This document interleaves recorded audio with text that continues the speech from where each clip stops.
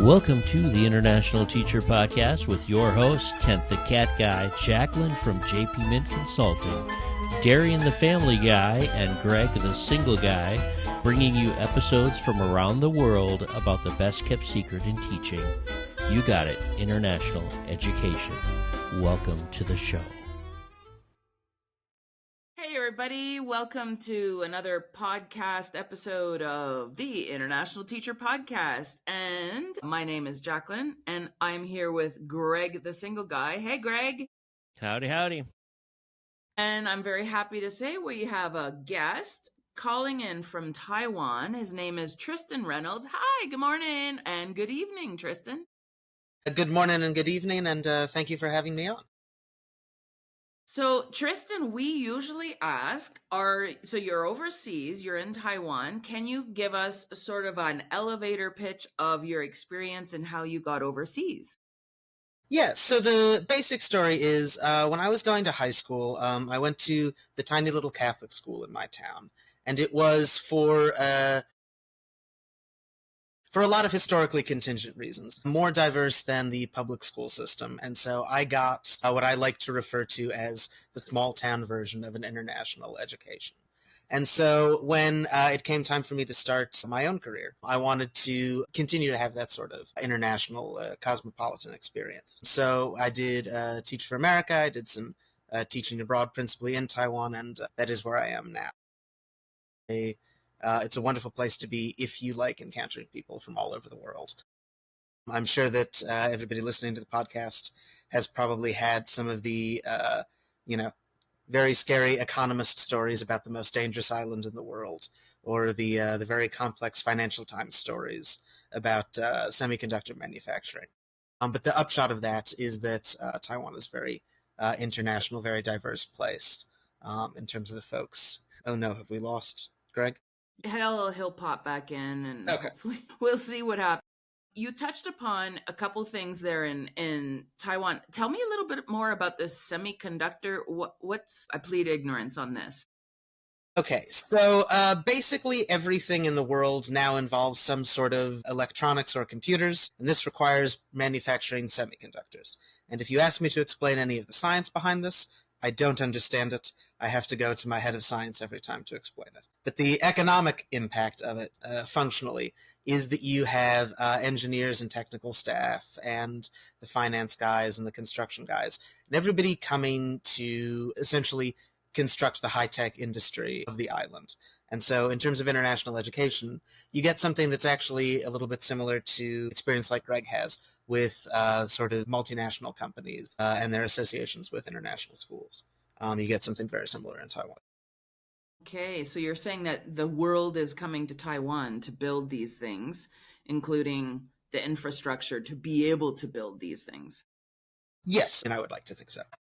And so am I understanding that you went from the U.S., Teach for America, was that also in Taiwan? So essentially you know Taiwan as your first and only experience, or have you also taught elsewhere? I did a little bit of online teaching, again, mostly South Korea, Japan, China, but in terms of long-term posts, it's Taiwan. Okay. And you came site to talk about project-based learning. I think that's what you had mentioned. I'd love to hear more about your school and what you're doing. So the thing that I really love about international education is that it is, this is a bad way to say it, but it's not for everyone. And that allows us to have a much more specific outlook on what education can look like or should look like. One of the fantastic things about a public education system is that it serves everyone and that it is open to everyone. But what that means is it is a sort of jack of all trades, master of none system. Whereas a school like the one that I work at, VIS Experimental International, junior and senior high school, is allowed to be... Yes, it is. It's much shorter.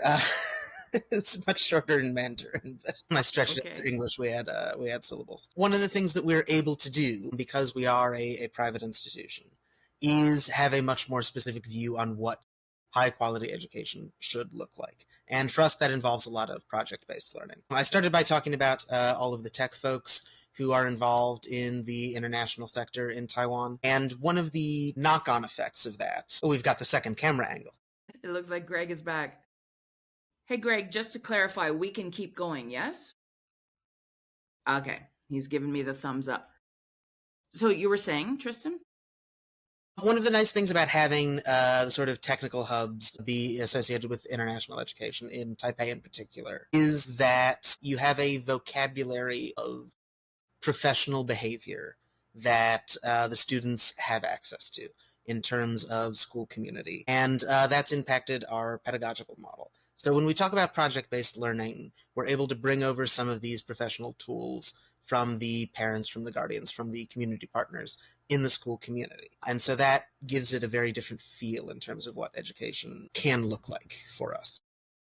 Because you're saying they're experiencing this in their family with certain parents being actual project managers.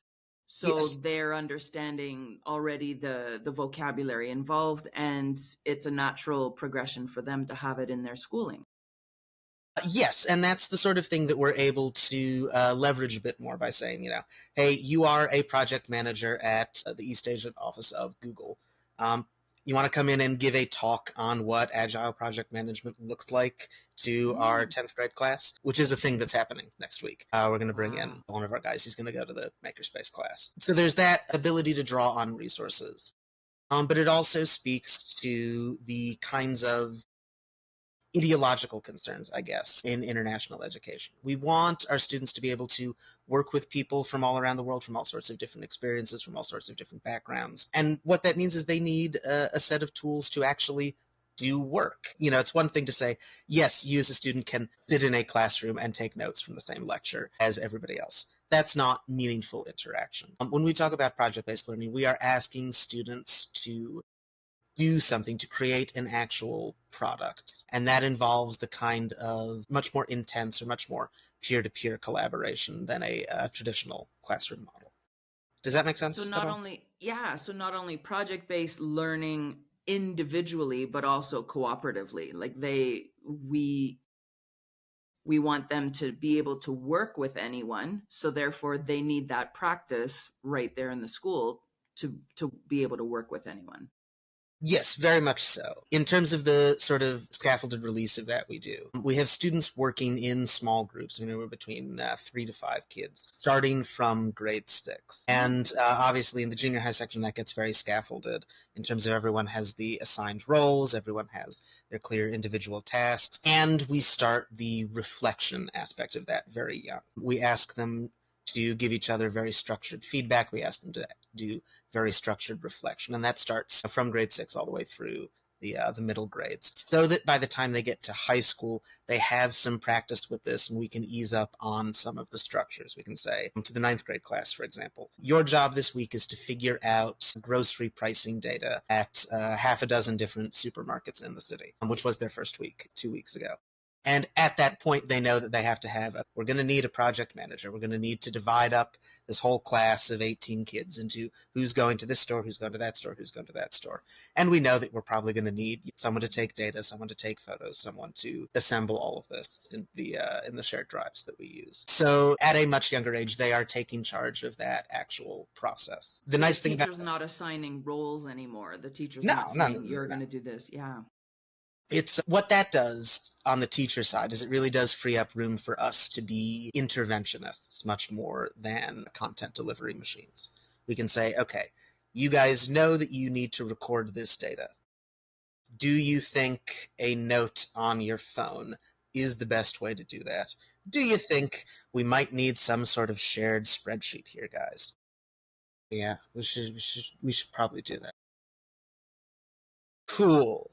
Does anybody here know how to set up a shared spreadsheet? Okay, you do. Fantastic. Now you, student, are going to come up here and you're going to show the team how to do that.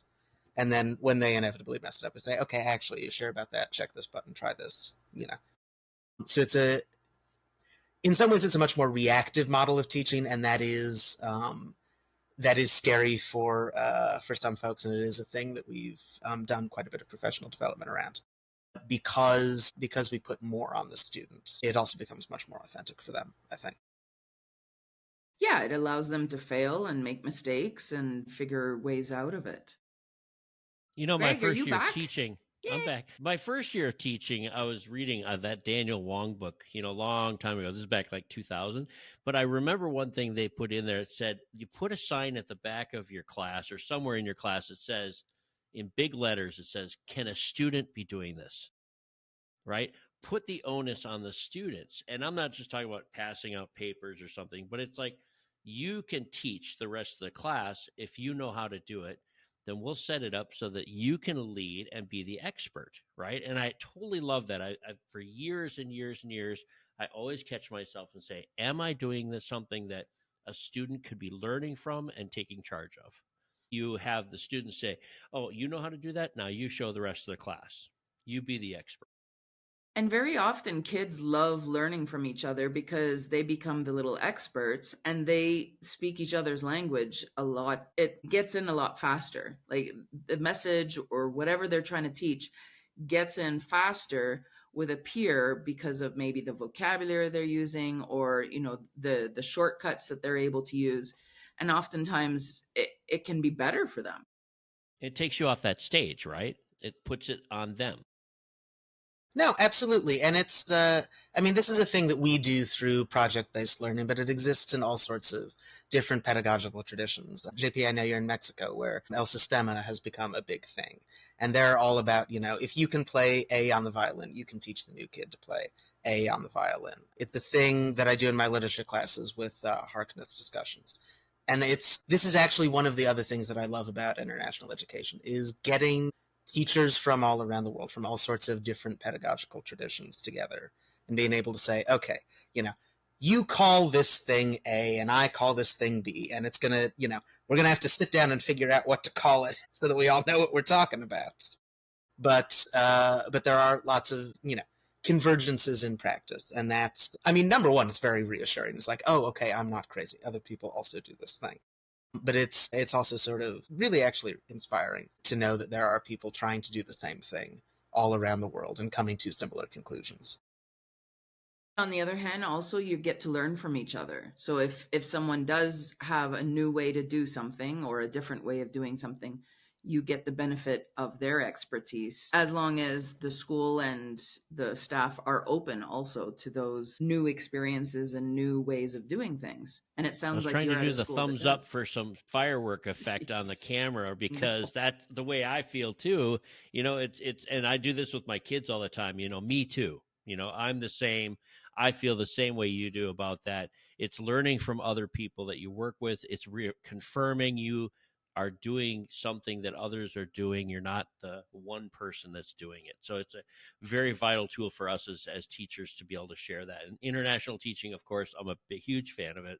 And obviously, and that's how we learn from other cultures, we learn from other teachers and their teaching styles. And Tristan, tell us, how long have you been at this school? It sounds like it's been a few years. This is my third year. We are very much a new startup school. So we only started in 2019. I like to say that I got in at exactly the right point, when everyone knew that there was going to be at least one graduating class. And how many classes are there? Like, what grade levels do you have there? Right now we are 6 to 12. This year we're working on setting up our fifth grade curriculum, our fifth grade programming. So you're We working made the choice to backwards, yeah? roll down instead, yeah. Yeah, that's exciting for some people to start a new school and be the ones that trailblaze with the curriculum and choices and development, and slowly add more classes, whether it's vertical up or vertical down. It's very exciting for some, for not for me. It's not my thing, but some teachers really enjoy it. It sounds like you enjoy it. For the last 3 years, you've been doing it. I think it is tremendous fun to do it, specifically because of what we were just talking about. My job essentially consists of getting people who all know stuff that I don't into a room and saying, okay, we have to teach the sixth graders A, B, and C. We've got to figure out how to do that. I have some ideas. They are not good ideas. Please help me figure out how to make them better ideas. You sound like Kent. And so you can yeah. rely on your team. You have a team of, is it the grade level that you're talking, or is it a department thing? So just because we're small, we do it by department. And one of the nice things about having some of that flexibility, being a newer school, being a smaller school, is we don't really have to do age bracketing quite so much. So in my English Lit class, for example, I have students from grades 9 all the way up to grade 12 because, we have their assessment portfolios and we can say, based on this, we think this is the right placement for you. Maybe that will change next year, maybe it won't. But one of the really nice things is because we have that flexibility, we're able to have a very tailored curriculum. Like I said, we got a lot of folks from sort of more techie families, more engineering, more science-based families. And so one of the alternate courses that the other teachers offer is a science and research writing course that goes from how to do pop sci articles all the way up to how to write research papers. And that's offered as an English class because that's what the students are interested in doing. And, if they want to go be engineers, it might expand their mind to study Shakespeare. But it seems like the decent thing to do to give them at least 1 year of, okay, but this is how you write a research article. And then we get, all sorts of opportunities for that interdisciplinary collaboration as well. Can you give us a little bit more clarity on what a small school means to you? Like how many students, how many teachers that you have right now as you're growing? So in the 6 to 8 section, we have 120. It's either 4 or 5. I can't remember. And then at the 9 to 12 section, we've got 167 students. So a little under 300 in total across two sections. That's great. Do you know how many students I have this year in I grade kinder through third? dare I ask? 150. Oh my gosh. That's as a specialist teacher, of course, but I'm teaching K through 3 and the fourth grade. We have about 1,200. No, we have about 1,000 kids at our school right now in a pre-K through 4. And we're in my opinion, we're relatively large. I have worked at some schools like 200 K through 12 or pre-K through 12 and anything in between. But it's exciting to hear you say that there's 150 in the middle or in the lower grades and another almost 200 in the upper grades. That's exciting to start with such a small school. How many staff did you say you have? The high school, it's 26 teachers. At the junior high, it is 13. That is exciting. That is exciting. And are there many crossovers? Are there many? Because some schools will say, "Oh, you're actually a secondary teacher from junior high all the way to high school."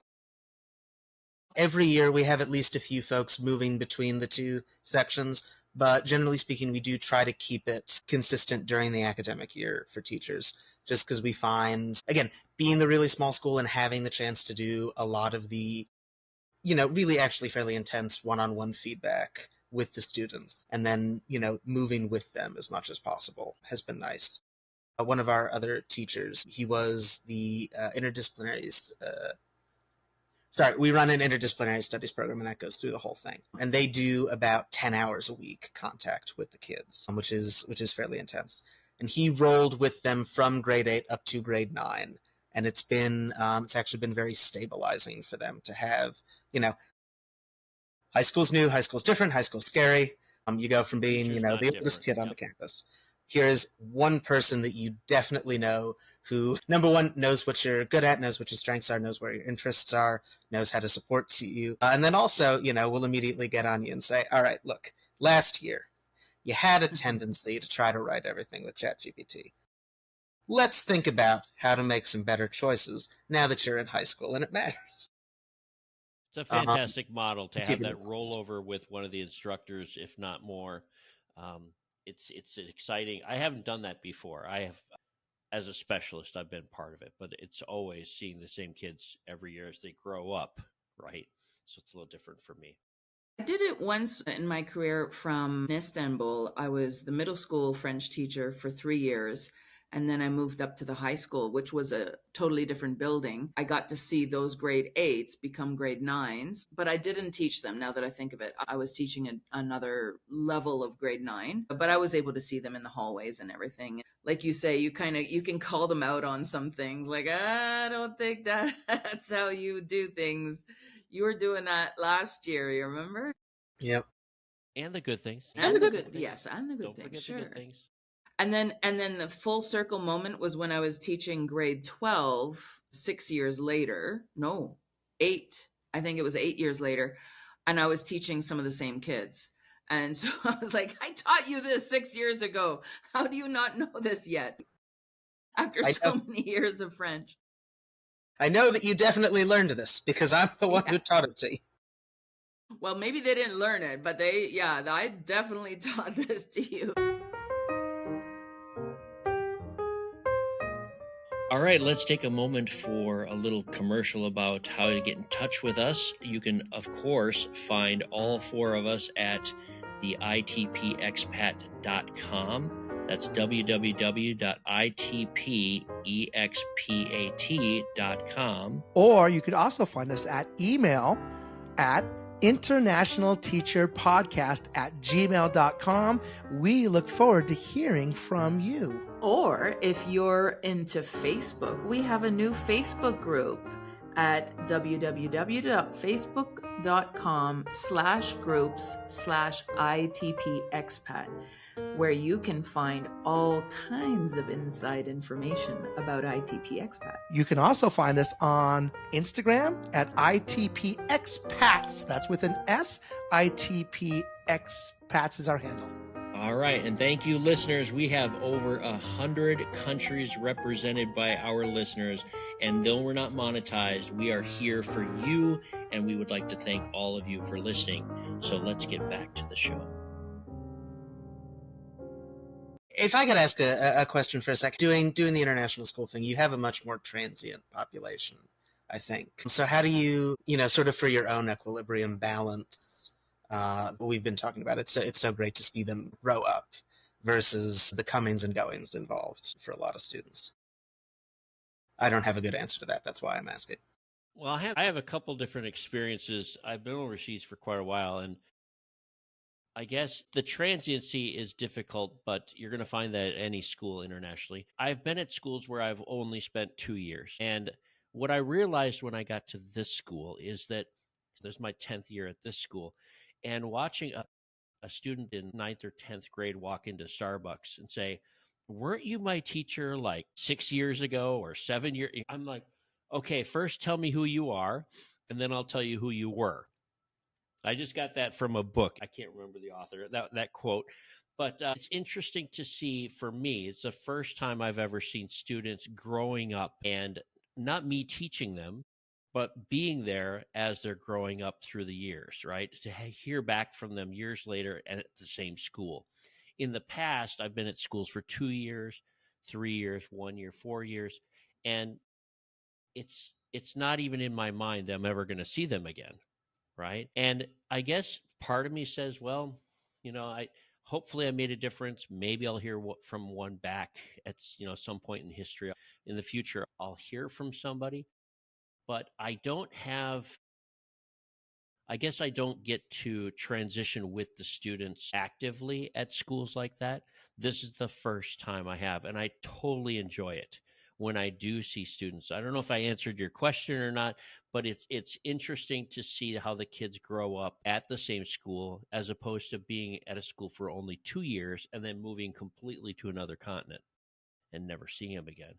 So I don't know if I answered your question about the transition. I've never really went with the kids teaching. And then if you're talking about staff, the international circuit is such that you might run into staff again down the road. It's especially if everyone kind of stays in the circuit. Like if somebody comes in, does 2 years, and then heads back home, the likelihood is, you might have to actually make an effort to visit them or something to see them again. But if they're in that international circuit, they come in for their 2, maybe they would stay for a 3rd year, but then they're on to the next school. Then eventually you're on to your next school. And then maybe 2, 3 schools down the road, boom, you're back in the same school again together. Story time. Can I tell a quick one? Go for it. It's so interesting because we're on this topic. It just happened. I mean, I should show you on my phone. I just got a picture. And the setting is in 2007 to 9, I was teaching in Phnom Penh, Cambodia. Then I was teaching in the Middle East, and I was with a guy named Mike and his wife. Okay. So Mike and his wife left and went to Switzerland, and they taught in a school next to another school where my friends from Egypt were teaching. So they met and had a picture. But just a week ago, I got a picture from my friend Kristen. So Kristen, shout out to Kristen in Sri Lanka. My friend Mike and his wife and family, they moved to Sri Lanka, and now they're teaching with Kristen. And I couldn't believe it. There's a picture of them together, and they're like, "Oh my God, hello!" My worlds are colliding all of a sudden. And there's a difference of like 2009 to 2025. That's a long time that I have taught with these different teachers at different schools, and they're colliding now. I haven't had the fortunate experience. I have actually had the experience where you teach with somebody, then there's a gap, and then you teach again with them. Well, isn't it Right. with the Family Guy, with Matt? Matt, the Family Guy, and so shout out to Matt from one of our founders, right? And then I have another quick relationship was I taught with Mario and his wife Kathleen in Honduras. Then I taught with them in Kuwait. So there was a gap in between there also. It is, I guess, it's not about me. It's more about Tristan. But I told you, Tristan, at the beginning of the show, it's not just you telling stories and talking. It's all of us, right? Because I can't help but share little stories. And the excitement of International is that you have brief moments depending on how long you stay at schools. The teachers that stay at schools for 10 to 20 years, a couple decades, are going to have different stories. But those of us that have been to multiple schools in our career, you're going to run into the same staff at different points.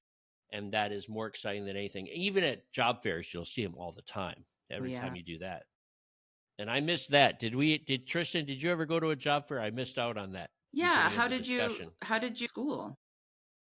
Through a long and convoluted series of friends from college is the answer to that. That's a great answer. Well, no, but I mean, it's the same thing that Greg was just talking about. Every school's website has some page that says basically some version of, we want to create lifelong learners and global citizens and the blah, blah, blah, blah, blah, blah, blah. So true. But what that means is, yes, where, you might end up in Geneva or in Sri Lanka, but you have the ability to interact with people and to form some sort of social connection with people. Just because you have not just the openness to experience in a psychological sense, but the practice of, I am here, I am a guest, or I am a visitor. This is the difference that I will be encountering.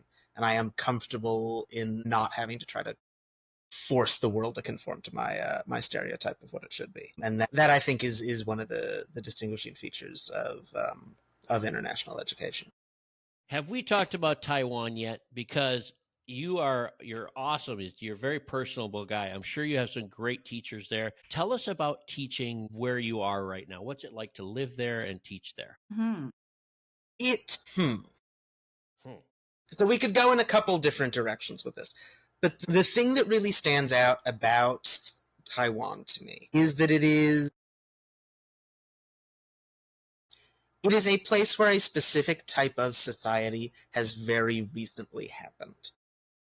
I don't know how much of the history you guys know, but from 49 all the way to 1991, it was under a martial law declaration. It was under a military dictatorship. In 91, there is democratization. Social health care comes in 93. And then they, so really for the past 30 years, it has been a country that in its governing institutions has been developing liberal democracy, essentially. And so one of the memories that I have that's very strongly associated is in the last election, I got invited by some students and their parents to go with them to the polling places. And there is a tradition in Taiwanese elections that all of the ballots, they're paper ballots, and they're counted by hand. And they are counted by hand in front of everyone, including, the random foreigner who gets invited over, so that everyone can see that the count is honest, it is transparent, and it is a thing that people value. Like they will, there was applause for the election workers when they came out. This must have been in an auditorium or something, like not in it was in a public station. Gymnasium. It was, it's... How could they fit all kinds of people to witness this? They come and go. I'm sure they come and go. The other enabling factor is there are convenience stores everywhere. So people will go watch for a couple minutes, then go get tea, and then they come back, and then they go get something else. And Taipei is the pinnacle of urban living, and we can talk about JP, that. it's not all one auditorium. They're not all getting together at the same time in one little place. There's like multiple auditoriums all over the place. That. It's his experience at one auditorium. Yeah. Not just not the whole country. Just his experience in that little area. Go ahead. I'm sorry, Tristan. No, but that's the thing that I think about is I've been here for a lot of interesting political moments, and being in a workplace environment where the students are used to being self-motivated, who are used to driving the direction of a class. They are much more plugged in ways that I think a lot of students might not necessarily be. And this, obviously for the past year, I've had some more college choice discussions about which countries they should be considering, which countries they should be avoiding given recent events. But it is consistently gratifying to have students who are involved in and preparing to take a role in society. And that is the thing that I would lead with about Taiwan, is it is a place where people are very actively involved in doing society. And is that too broad an answer? Well, due to their short history in a sense, right? Due to the fact that it hasn't been around for very long. If they're 93 to 23, 30 some years. So it makes sense. They are still defending at this point and growing and producing and understanding. And you said it's very metropolitan, no? So lots of different cultures colliding. This week I had my students read, my literature students, they read an article about the quote-unquote problem of English by a guy called Mario Kart. I can send you the link to put in the show notes. But the idea basically was, in linguistics or in sociolinguistics, people consistently personify English. English is a language that develops, English is the killer language, English is the great gift to the world, etc., etc. But people personify and metaphorize English all the time. But the thing that was so interesting is when the students were discussing it, because they came from different backgrounds, they were able to draw on that in a very specific way. I have students from Hong Kong who started the conversation. She was like, well, yeah, it's crazy because this definitely used to be Hong Kong, and it's not now, and now she grew up speaking Cantonese at home. She's like, now it's Mandarin, and there's a whole valence to that. But yes, this is what my elementary school was like. Whereas one of my Taiwanese students was like, yes, okay, I see where the article is coming from. But I speak Chinese, my parents speak Chinese, my grandparents speak Japanese because that's who the colonial power was back during the war. So I think it might be a little bit more contingent than the article's making out. And number one, that's the moment you want as a teacher, is they're connecting what they're reading to their actual life. But also it's an illustration of the type of diversity, the type of cosmopolitanism that is possible when you say explicitly, this is a school designed to broaden people's horizons instead of just reproduce the same traditions. Isn't it exciting when your students have different mother tongues and they're all in the same classroom? They have so much to draw on in whatever subject you're talking about, linguistically and socio-politically. They have so much to draw on. They learn from each other. And once in a while, you see those eyes pop open like, you do too? Or yes. You don't have that, but we have that, but you have it too? Yeah, it makes me think of this particular unit I would do with my most advanced class in the Middle East, and it was French etiquette. So, gallantry, like things that are sometimes a foreign concept to other cultures. And the best part was when I would switch it and say, okay, this is what sort of the French framework is. Now tell me about gallantry or etiquette in your country. And they would present. And I always remember the Swedish girl getting up there going, yeah, we don't have that. We don't have like men opening doors for us or paying the bill, because they're so equal. They come out of the womb equal. And it was really cool to watch the kids' reaction to what she was saying. Like, they're trying to imagine a society where that happens. The Venezuelan girl is listening to this going, no, the French etiquette is the same. Guys open the door, they pay the bill, da da da. You get to pull out. It's a collision of worlds where like the little microcosm is happening in a classroom. And that's what I love also about international teaching, is when you get to see that. You get to be the audience and watch the kids interact and do that. If your school has an international population, some of the schools are very host national, and that's what I was going to ask too. Like, obviously yours is not a host national Taiwanese school. It's an international student body as well as staff. My international student body right now is very differential. It's got probably 50 or 60 different countries and flags, etc.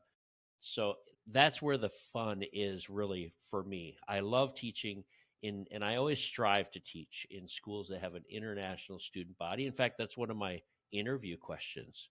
I don't know about you, Tristan, and JP. I imagine it's for you, JP, but I always ask in an interview before a school think about hiring, they say, what is your student population like according to not just passport holders, right? It's not 90% are Hondurans and they all have 50% have American passports. Early on, I didn't understand it. So those teachers are listening to us.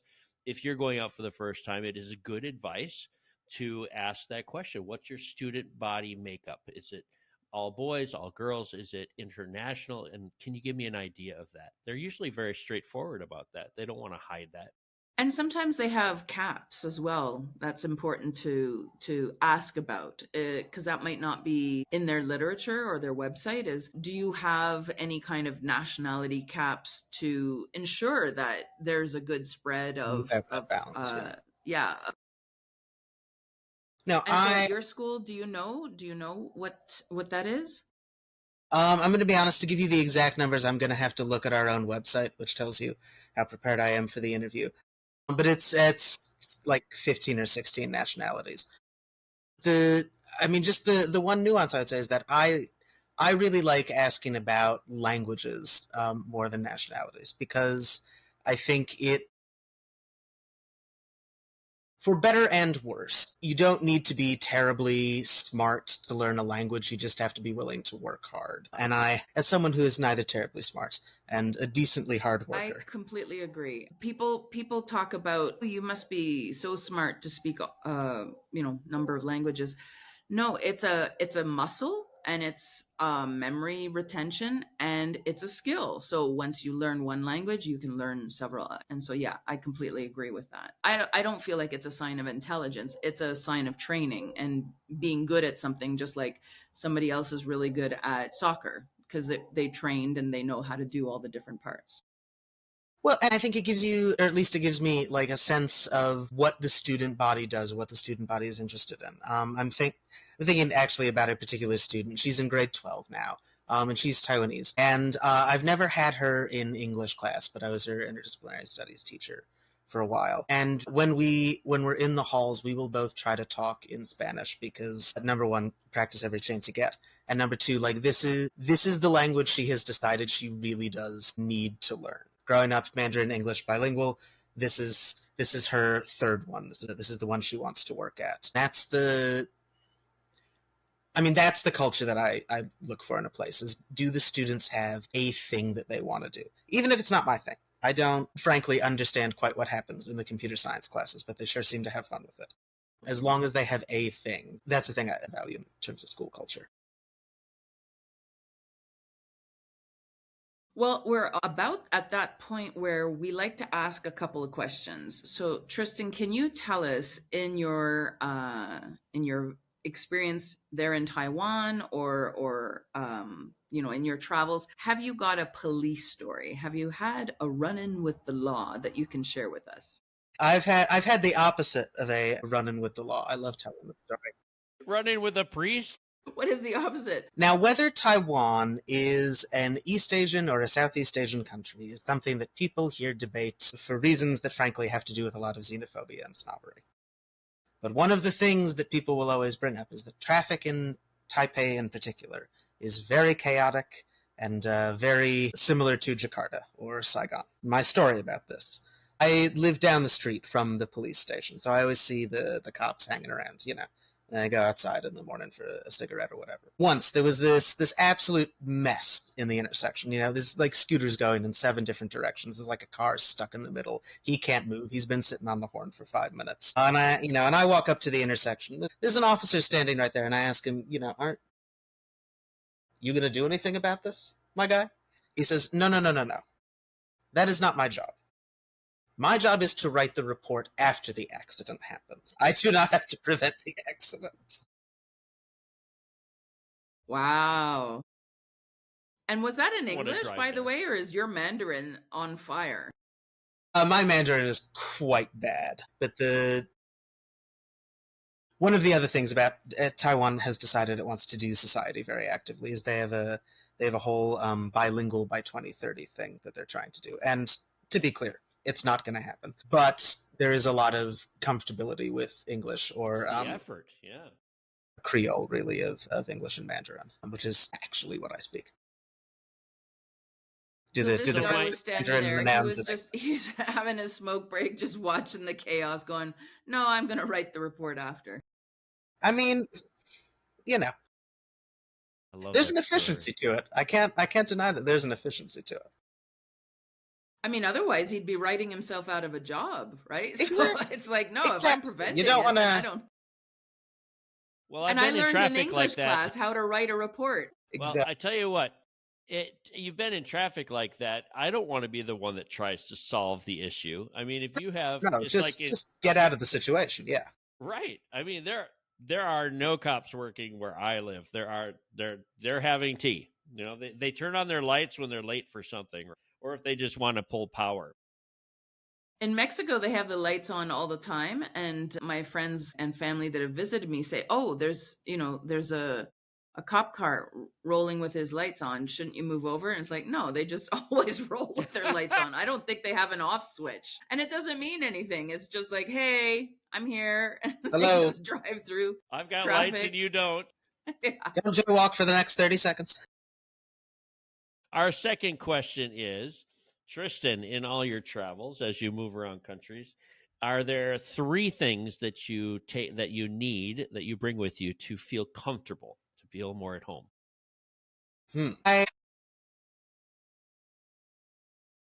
Okay, again, sorry, I'm going to try and tell the opposite of the actual answer to this question. Fantastic. But every time I move, I like to get something new that should be part of my routine. And this is how I will get into like the culture of a place. And so like in Taiwan, for example, I can see it now and it is too far out of reach. And I have the laptop on my lap, so I'm not going to try and dive for it. But I have a very small little clay teapot, and it is utterly unremarkable and it is utterly uninteresting. But you can pick it up, on any block in the city for like $5 American. And this is the standard teapot that everyone has to use for all of the tea all of the time. And it is my daily driver. I have some nicer ones, but they come out for nice occasions. This is I'm pretty sure it's stained from the particular oolong that I like. And that's how I try to get into places. I'm gonna deliberately not have something in the suitcase. I thought you were going to say that you're going to, we could do the opposite. What are 3 things you always forget when you go somewhere else? God, I have never once remembered a toothbrush is the actual answer to that. Is every time. One of these days. New toothbrushes around the world are not always the same. So when you're off to the next country, then you'll be looking for something that is going to add to your daily routine in a sense. Yeah. Yes. That made me think of, I have a pepper grinder that a friend gave me in Istanbul. She's Turkish Canadian. Hi, Eileen, if you're still listening to this show. And she gave it to me for my birthday. And it's one of these copper, very heavy. Ooh, you put the black peppercorns on the top and then and it grinds into the base, or you can grind it live over the food. Every time I use it, I think of her, I think of Istanbul, and that is in my daily, it's in my daily routine. I use black pepper on everything. It's nice. Yeah. It is so interesting that like things can get like the thing is never just the thing. It is always a representation of something else. And I'm sure that Bordeaux has some chapter about that somewhere that I don't remember. Well, I tell you what, I only get very light things, and I've gotten into getting artwork or something not framed, but something that you can roll up, take with you, weighs very little, can put on a wall. Otherwise, I have friends that have all my stuff scattered around, and family. Everyone has a box in the country that you're definitely coming back for. I totally promise. Yes. My dad lies. He says that I have like 5 or 10 boxes, but I don't. There's no way, Dad, I have 10 boxes in your house. There's no way. All right. How about if we go around? Yeah. How about if we go around and say a few last thoughts? JP, why don't we start with you, and we'll end with Tristan and myself. Yeah, I was thinking, Tristan, it's been really interesting because I don't know much about Taiwan, and it's been nice to also go down my own memory lane with my experiences and relate them to what you're experiencing. And I hope you'll come back on the show, especially if you end up moving on to other countries, and tell us and update us on your new daily cultural item that you've collected. So thank you very much for coming on the show. Yep. And I want to say, Tristan, it's been exciting to talk to you. From my point of view, it's been exciting to hear how a new school is sort of growing, and your staff, and how you have to deal with the new curriculums. And it's exciting to hear how you talk about getting the people in the room to share and build something out of what everybody's sort of coming up with before you make choices. So thank you for doing that. No, and thank you for having me. It's been, one of the things about doing a new school or doing a new curriculum is that there's always a little bit of, have we gone completely off the rails? Are we completely, off the deep end? And so I really did appreciate the chance to talk to some folks who've been around, a few laps of the track, and who can speak to it with a bit more experience. So absolutely, I would love to come back whenever that is, and absolutely, let's keep in touch. Yay! All right, well, I'll bring us to an end here. JP Mint, my co-host, I'd like to say thank you, JP, from Mexico. Good to have you back on the show. And you say thank you. Thank you. Okay, I was just waiting because there was like, do I do it We now? don't have Kent on the show anymore. I know. He always does our endings. I know, he does right? the He's outro. So good at He's it. very good. And I'd like to thank Tristan, and make sure that if you're ever in Taiwan, call up Tristan and see what he's doing over there. Just make sure you stay out of the traffic, right? We'll meet up in the countryside. I am Greg, the single guy, and we are coming to an end of our show, and we'll have Kent and maybe Darian on next time. So thank you, listeners, and we will see you next show. Thank you, Tristan.